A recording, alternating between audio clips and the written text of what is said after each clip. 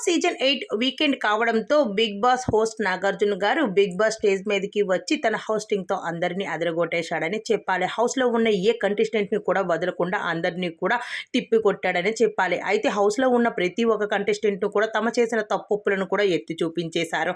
అయితే ఎవరిని కూడా వదలకుండా తనకు తానుగా అందరినీ ఇచ్చేశారు. అయితే ఇప్పుడు బిగ్ బాస్ హౌస్ లో అయితే డబుల్ ఎలిమినేషన్ అంటూ మరో షాక్ ఇచ్చేశారు. కానీ హౌస్ లో ఉన్న కంటెస్టెంట్ అందరూ కూడా చాలా ఎమోషనల్ అయిపోతూ వచ్చారు. బిగ్ బాస్ హౌస్ లో ఇప్పుడు 7 మెంబర్ కంటెస్టెంట్స్ అయితే ఉండడం జరిగింది.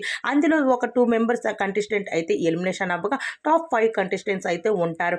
అయితే మరో 2 వారాల్లో ఈ వారం అవగా మరో వారంలో ముగించబోతుంది బిగ్ బాస్ సీజన్ 8. ఈ రోజు డబుల్ ఎలిమినేషన్ అని ఇలా బిగ్ బాస్ చెప్పాడో లేదో హౌస్ లో ఉన్న కంటెస్టెంట్స్ అందరూ కూడా అప్పుడే ఎమోషనల్ అయిపోతూ ఉన్నాడు. నిఖిల్ మాత్రం హౌస్ లో ఉన్న కంటెస్టెంట్స్ ఒక్కసారిగా డబుల్ ఎలిమినేషన్ అయిపోతున్నారని ఇలా తెలిసిందో లేదో అప్పుడే తలపట్టుకొని కూర్చున్నాడనే చెప్పాలి.